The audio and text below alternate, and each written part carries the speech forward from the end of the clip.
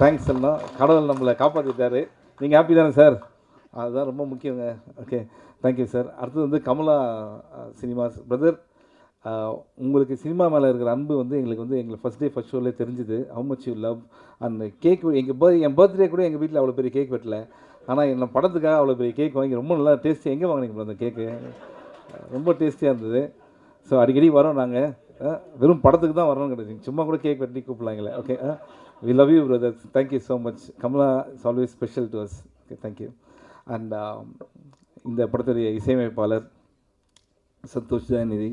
எல்லா இன்டர்வியூலையும் நம்ம ராம் சார் சொல்லுவார், ஆபத் பாந்தவனா வந்தார் அப்படின்ட்டு. அது உண்மை தான். அது ஏன்னா குறுகிய காலத்தில் அவ்வளோ கேட்சி சாங்ஸ் ஒவ்வொன்றும் கிளாச். அது அட் த சேம் டைம் வந்து ஈவன் இந்த படத்துக்கு இல்லைன்ற ஒரு விஷயத்தை எங்கேயுமே நம்ம தோணவே வைக்கல. Brother, you rocked it. Still long way to go and you blessed. இது மாதிரி ஒரு டெபியூ கிடச்சிது. உங்கள் பக்கத்தில் எடிட்டர் பிரதர்.